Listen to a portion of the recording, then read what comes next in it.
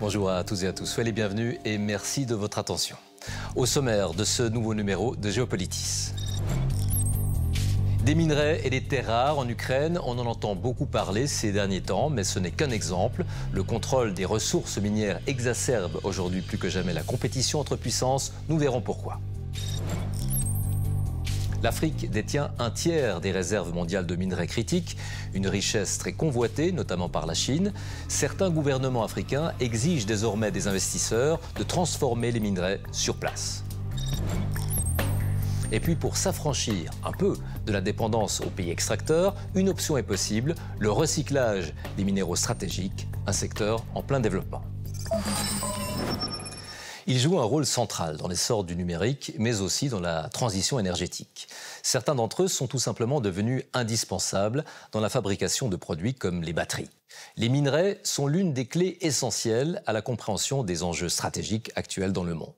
Lorsqu'un minerai est jugé crucial, qu'il n'existe pas de substitution possible à ce jour et que son approvisionnement est à risque, en raison de facteurs géopolitiques par exemple, on parle de minerais critiques. C'est notamment le cas des terres rares comme le scandium. Terres rares. Voilà un autre terme que l'on entend aujourd'hui régulièrement. Terme qui peut prêter à confusion. Les terres dites rares se trouvent en réalité potentiellement un peu partout. Mais elles sont concentrées en faible quantité et donc difficiles à traiter pour les séparer des autres éléments, les purifier. Ce qui est spectaculaire, c'est la demande en minerais critiques. Les besoins sont tels qu'ils pourraient doubler, voire tripler d'ici 2030. Pour y répondre, il faudrait exploiter, selon certaines études, plus de 300 nouvelles mines supplémentaires. À un tel rythme, l'Europe pourrait rapidement être confrontée à des problèmes de pénurie.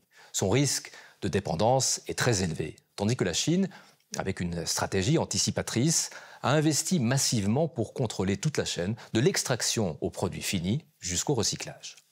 Le contrôle des ressources minières exacerbe la compétition entre puissances. On en parle dans un instant avec Olivier Lazare, chercheuse en sécurité planétaire et médiatrice environnementale, présente à Genève dans le cadre du Festival du film et Forum international sur les droits humains. Mais on fait le point tout de suite sur les principaux enjeux et acteurs du secteur avec Nathalie Bouchard.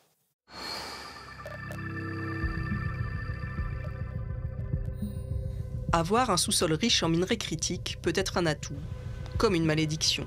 Ici, au centre de l'Ukraine, c'est le titane qui est extrait, indispensable pour des secteurs stratégiques comme l'aérospatiale, la médecine ou l'industrie militaire. Le pays détiendrait 1 à 2% des réserves mondiales de ce métal, les plus importantes au niveau européen. Le sous-sol recèle également de lithium, mais aussi de graphite, d'uranium ainsi que de terres rares. L'Ukraine détiendrait 5% des minéraux critiques mondiaux, en partie dans les territoires occupés par la Russie. Nous disposons d'informations selon lesquelles, malheureusement, il y a environ 350 milliards de dollars de ces matériaux critiques utiles dans le territoire temporairement occupé. Nous comprenons qu'il s'agit de ressources auxquelles l'agresseur a accès et qu'il peut utiliser.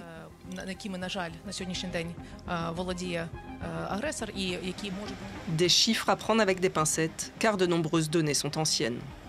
Tout d'abord, vous devez investir dans des travaux d'exploration supplémentaires, de l'exploration géologique. En fait, nous sommes en train de vendre sans réellement savoir. L'Ukraine détient plus de 20 minéraux identifiés comme critiques par l'Union européenne. En juillet 2021, elle a signé un protocole d'accord de coopération avec l'UE.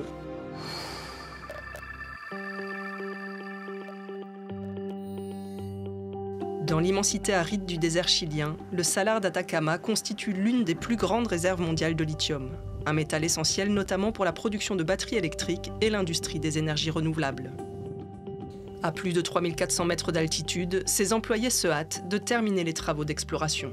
Nous savons que la fenêtre du lithium s'ouvre pour un moment et que nous devons accélérer le processus. Les entreprises le savent et elles savent qu'il s'agit d'un bon projet. Y participer générera pour elles d'importants avantages concurrentiels.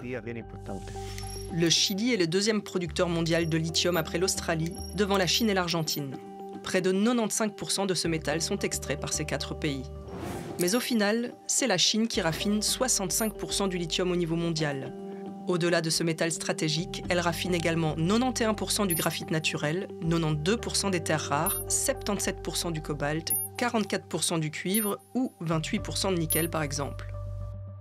La Chine domine ainsi le raffinage des minéraux critiques mondiaux. Une situation que le pays n'hésite pas à employer comme levier économique et géopolitique en pratiquant des restrictions, voire des interdictions d'exportation.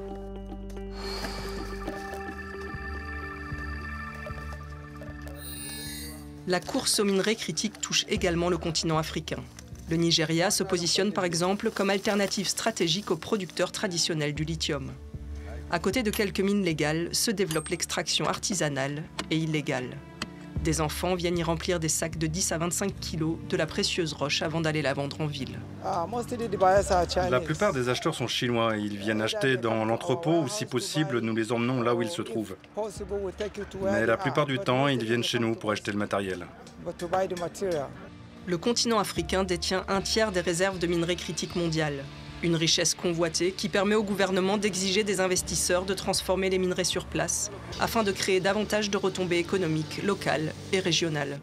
Plutôt que d'extraire des matières premières et de les exporter, il s'agit de les extraire et de les transformer dans le pays dans le cadre d'une co-entreprise avec d'autres. Longtemps, les énergies fossiles ont modelé la géopolitique. De plus en plus, celles-ci s'articulent autour des minerais critiques.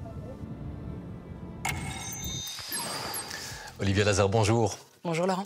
Vous êtes chercheuse en sécurité planétaire et internationale. Vous êtes aussi médiatrice environnementale. Vous travaillez notamment pour Carnegie Europe. La demande en minerais explose, on l'a vu dans le sujet. Elle est même vertigineuse. Le XXe siècle était pétrolier. Le XXIe siècle sera-t-il métallique? Oui, mais il faut remettre les choses en contexte. Nous sommes, collectivement parlant, des sociétés et des civilisations métalliques depuis l'âge du néolithique, en fait.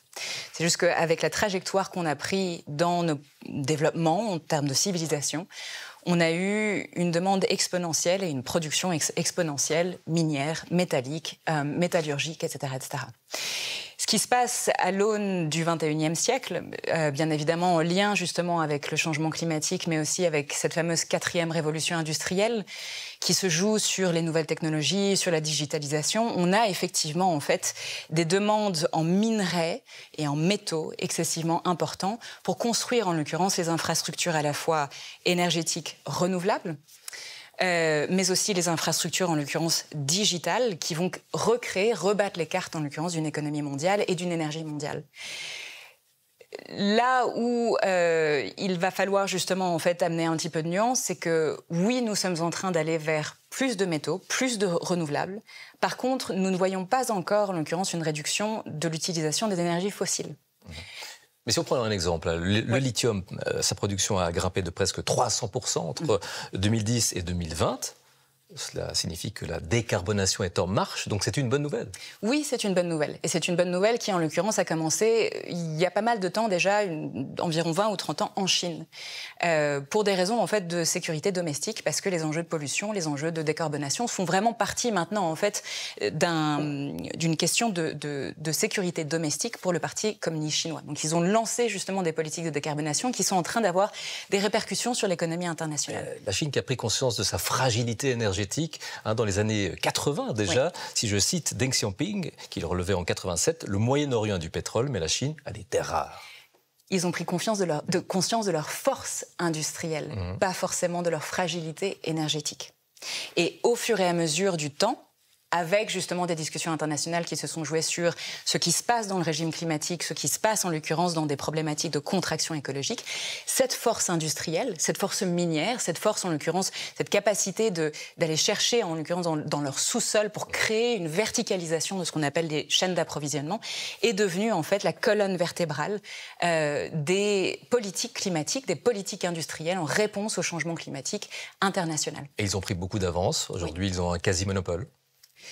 Oui, que maintenant, en l'occurrence, beaucoup d'acteurs, que ce soit en Europe, aux États-Unis, au Japon, en Australie, même en Arabie Saoudite, ces différents acteurs essayent de modérer ce quasi-monopole chinois. Pour des raisons, en fait, tout simplement de ce qu'on appelle de-risking, de diversification des chaînes d'approvisionnement, parce que c'est jamais, en l'occurrence, une bonne idée d'être complètement surdépendant par rapport à un acteur en particulier. Ça peut laisser justement soit des fragilités, on l'a vu dans la période du Covid, soit, en l'occurrence, ça laisse aussi des vulnérabilités sécuritaires si des chaînes d'approvisionnement qui sont critiques, non seulement la décarbonation, mais aussi la digitalisation, mais aussi la défense et d'autres industries civiles, si les chaînes d'approvisionnement sont arsenalisées ou instrumentalisées, on se retrouve dans des situations géopolitiques excessivement compliquées. De dépendance notamment. Et alors, on assiste à une véritable course entre puissances. La Russie, par exemple, qui veut, elle aussi, devenir un acteur incontournable dans ce domaine. Oui. Comment agit-elle ?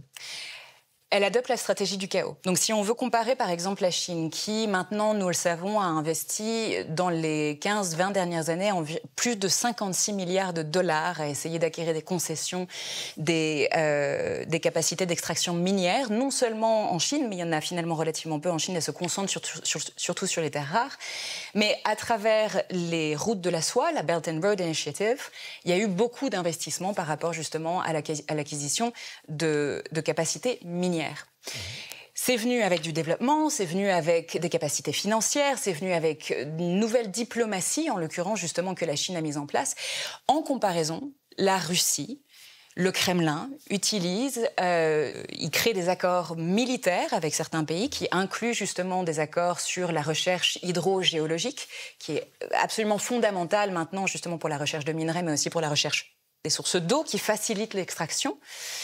Ils ont, en l'occurrence, et ça je l'ai vu justement dans mes travaux en République centrafricaine ou même à Madagascar, ils utilisent en fait des techniques d'instrumentalisation de la fragilité. Donc soit ils envoient en l'occurrence des troupes paramilitaires, c'est l'histoire de Wagner maintenant qui s'appelle Afrika Korps. Soit ils utilisent en l'occurrence des oligarches, dont forcément c'est une économie quelque part illicite, beaucoup plus privée, qui investissent dans des acquis miniers, mais aussi des acquis reliés à la désinformation, à la mésinformation. Et en fait, la Russie essaie de se positionner dans une économie minière internationale, dans certaines chaînes d'approvisionnement, à la fois pour ses propres besoins, qui, dans leur cas, est beaucoup relié à la défense, puisqu'ils sont passés dans une économie de guerre et de production guerrière, mais aussi, en fait, de mettre à mal les politiques, justement, européennes ou la stratégie, justement, des puissances dites occidentales qui essayent de créer une sécurité d'approvisionnement par rapport à certains minerais et certains métaux. Alors, en lien, cette question d'actualité, l'Ukraine, évidemment, qui est riche en minéraux, on l'a vu, c'est l'un des enjeux du moment. Oui, absolument. Et ça, il faut le mettre en lien justement avec les activités de la Russie sur des théâtres africains, sur des théâtres dans les Balkans, en Amérique latine, à utiliser justement cette stratégie du chaos qui, dans le cas de l'Ukraine, se traduit par des offensives kinétiques, donc l'utilisation de la guerre, à la fois parce que l'Ukraine a une place particulière justement dans le narratif impérialiste de la Russie par rapport au passé, mais aussi parce que l'Ukraine est effectivement l'un des pays sur le continent eurasiatique, en général, qui est excessivement riche à la fois en lithium, en terres rares, en titane, en graphite, mais aussi en uranium, qui est excessivement important pour la politique énergétique justement de la Russie et dans sa logique d'essayer de contrer les politiques énergétiques, même européennes, françaises, entre autres, justement par rapport au nucléaire, et également fossiles. Et puis n'oublions pas, en l'occurrence, l'Ukraine est aussi excessivement riche, non seulement d'un point de vue matériel et énergétique, mais aussi riche d'un point de vue des sols productifs, de l'eau et des espaces habitables qui vont être excessivement importants justement dans le futur, avec des futurs en fait interrompus ou mis à mal en l'occurrence par le changement climatique. Et la Russie se positionne en fait en tant que acteur anticipant justement des changements profonds à la fois par rapport au changement climatique et par rapport au changement géoéconomique et géostratégique, et essaye d'établir déjà maintenant les bases d'une puissance qu'elle se veut jouer sur le long terme. Alors, dans tout cela, l'Europe, qui est aussi entrée dans la course, l'Europe a pris du retard. En Europe, pour réduire la dépendance à la Chine, la recherche des sites clés se poursuit. Un groupe minier suédois a identifié dans la région de Kiruna, dans le grand nord de la Suède, ce qui serait le plus grand gisement connu de terres rares d'Europe. Mais sur place, les Samis, peuple autochtone du nord de la Scandinavie, dénoncent cette exploitation qui va à l'encontre de leurs droits de pâturage, car elle se trouve sur un passage de transhumance des rennes. Regardez cet extrait d'un documentaire projeté lors du festival FIFDH, dans lequel le président de l'association suédoise des éleveurs de rennes s'exprime.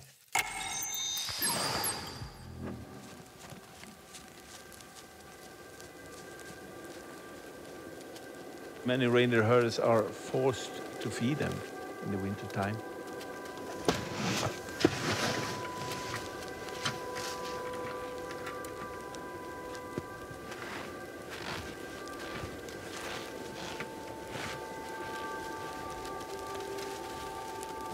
And also, all this extracting industry is taking away land from the reindeer, so we can't really adjust us for the grazing condition because the land is gone. The Sami culture is depending on the reindeer husbandry. Without the reindeers, we have no culture left. Because everything from our culture comes from these animals. We got our food, we got our protection, our clothing, everything.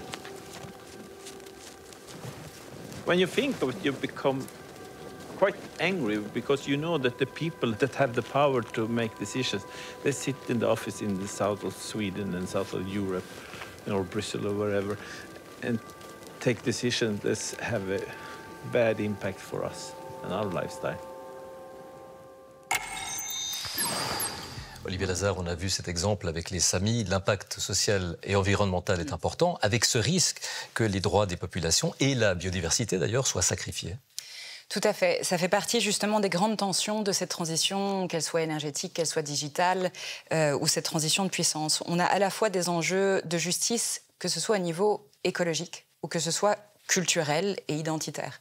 En Europe, en l'occurrence, beaucoup des réserves, des gisements potentiels qui pourraient être exploités, mais c'est petit comparé à la géologie internationale, se trouvent soit dans les pays nordiques, soit dans des endroits en fait, qui sont stressés d'un point de vue ressources naturelles, d'un point de vue eau.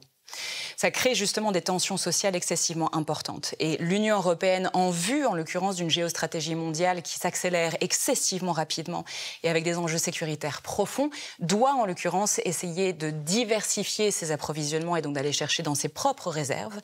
Mais ça crée bien évidemment justement des tensions politiques et des télescopages, en fait, en termes de langage. Comment justement faire valoir, d'un certain côté, la sécurité géostratégique de l'Europe avec ou contre, justement, des sécurités humaines, des sécurités identitaires, des capacités, justement, de continuer des cultures qui ont le droit d'exister et qui sont importantes, justement, à la diversité européenne et mondiale. Ça fait partie de ces grands enjeux-là. Par contre, il faut aussi mettre ça en lien avec le fait que ce qu'on voit actuellement dans cette course effrénée, justement, aux minerais, c'est que il y a des questions de... Il va falloir qu'on fasse très attention à là où on va aller faire de la mine, non seulement d'un point de vue culturel, mais aussi d'un point de vue écologique. Quand on voit justement beaucoup de cette compétition s'accrocher en fait sur les bassins du Congo, sur les bassins de l'Amazonie, qui sont excessivement importants en fait à la régulation du régime climatique, si on va en l'occurrence ajouter des pressions minières dans ces endroits-là, en plus des pressions agricoles ou d'autres pressions de construction d'infrastructures, on risque en l'occurrence de perdre très très rapidement la bataille contre le changement climatique parce qu'on n'aura pas réussi à faire de l'extraction justement ordonnée. Et ce sont souvent les pays les plus vulnérables au changement climatique qui possèdent beaucoup de ressources. L'Afrique, vous en avez parlé, la ruée vers l'Afrique apparaît comme un Eldorado. Oui. Le continent renferme un tiers environ des réserves mondiales pour l'ensemble des métaux. Comment les pays africains pourraient mieux bénéficier de leurs richesses souterraines ? Alors, ça dépend, en l'occurrence, quelque part, j'ai envie de dire, de la classification, quelque part, des États africains. Si on parle, par exemple, de la Namibie, du Nigeria, de la Zambie, ce sont des pays, justement, qui sont déjà bien en avance par rapport à leur développement économique, qui ont des systèmes de gouvernance, même de législation et de régulation par rapport aux enjeux miniers, qui sont déjà relativement bien établis, bien solides. Dans des contextes pareils, il y a justement des capacités de créer des investissements au niveau international, que ça vienne de Chine, de l'Europe, des États-Unis, et de créer des conversations autour de cette fameuse valeur ajoutée, de comment investir dans les capacités de transformation des métaux et des minerais sur place. Et donc d'enclencher en fait une économie industrielle, et donc à partir de là, d'autres services, d'autres économies de services, etc., etc. Et de l'autre côté, il faut penser aussi les choses en termes de qu'est-ce qui se passe dans les États fragiles. En ayant travaillé justement en République centrafricaine, on voit encore une fois que la fragilité, la cooptation des élites, l'utilisation de la corruption peut être utilisée par des grandes puissances, entre autres par la Russie, pour avoir accès à des acquis miniers. Dans des moments comme ça devient dans des contextes pareils, ça devient très compliqué en l'occurrence de créer justement une discussion ordonnée, systématique, établie pour créer de l'investissement et donc du développement économique. Au contraire, on risque d'avoir justement un scénario du fameux scramble for resources, le côté acquisition des ressources et en fait perte de valeur justement ajoutée. Il y a différents exemples comme la RDC. Alors, Pour tenter de limiter la demande exponentielle en extraction, une option est possible, le recyclage. Contrairement aux ressources fossiles, ces minéraux stratégiques peuvent vivre plusieurs vies. Le secteur est en plein développement. Si les taux de recyclage sont encore faibles, la Chine se positionne également comme un acteur clé. Nathalie Boujard.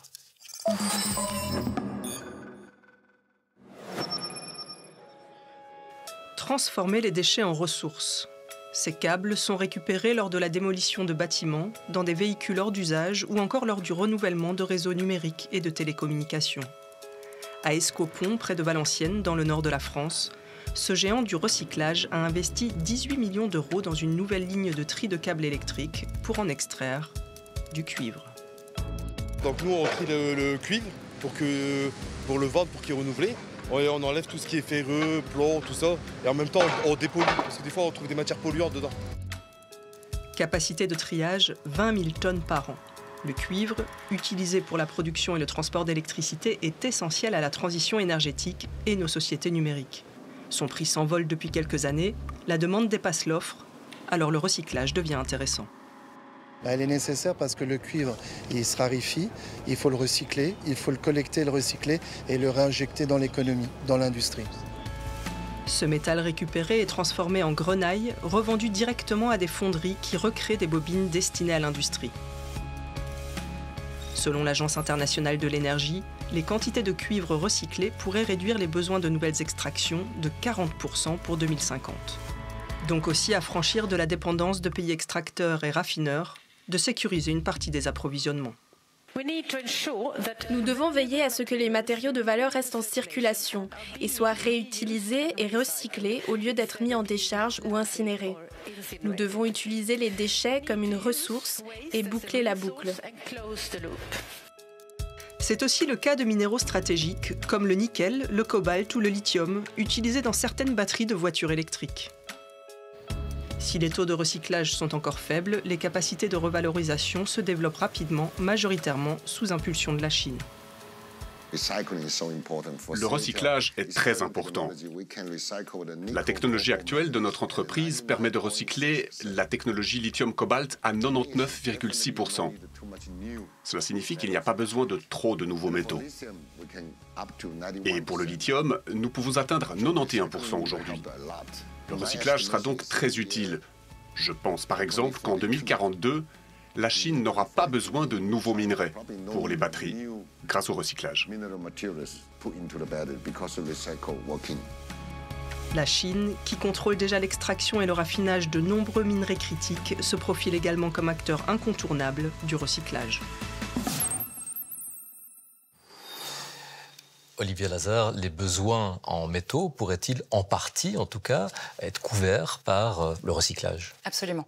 Ça fait partie, en l'occurrence, justement, des propositions stratégiques en Europe, aux États-Unis, même en Chine, d'investir dans les stratégies et les business de recyclage. Pas seulement ça, d'ailleurs. Il s'agit aussi de faire une diversification d'approvisionnement avec de la phytomine, qui crée en fait des approvisionnements miniers au travers des plantes qui dépolluent les sols. De la mine urbaine, qui va essayer justement d'aller chercher de nouveau des anciens gisements, des anciens déchets miniers qui ont été créés au travers des époques. On a besoin, et on le sait, ça c'est la Banque mondiale, l'OCDE qui le dit, d'environ encore 10 à 15 ans d'extraction primaire. Par contre, il y a aussi beaucoup de technologies de substitution et des économies de substitution qui vont se mettre en place dans un effort justement de compétition. De manière générale, le constat est plutôt sombre sur la question des minerais. Mais néanmoins, pour la décarbonation, est-ce que ce n'est pas là le moindre mal? C'est excessivement important de le rappeler, même si en l'occurrence on est rentré dans le cœur du désordre en fait, de la géopolitique, de la géostratégie, de beaucoup de choses justement qui se mettent en place et même des impacts miniers pour faire de la décarbonation, il faut absolument le faire. La transition énergétique est une condition sine qua non pour un futur qui sera encore propice à l'existence de l'humanité et d'autres espèces planétaires. Par contre, ce sur quoi il faut insister aujourd'hui, c'est que bien évidemment, il va falloir qu'on se rende compte qu'une transition énergétique qui remétabolise des flux commerciaux, des dépendances et toute une économie internationale, couplée à une transition digitale qui met en plus en exergue des dilemmes de sécurité et qui fait des demandes justement sur la défense, sur la protection, sur la sécurité, etc., etc. En fait, ce qui se cache derrière tout ça, C'est une réalisation qu'il va falloir qu'on fasse une transition au niveau de nos architectures de paix et de sécurité. Nous allons devoir retrouver un langage commun sur les normes, sur les principes, sur les relations et les métabolismes et les interdépendances qui nous unissent en tant que communauté internationale et dans lesquelles on va pouvoir justement créer en fait un environnement qui va être sécure, qui va répondre à l'urgence climatique et aux urgences écologiques et qui va permettre en l'occurrence de coupler sécurité écologique avec sécurité humaine, sécurité régionale et sécurité internationale et planétaire. Toutes des questions fondamentales. Absolument. Merci infiniment, Merci Olivier Lazare. Merci.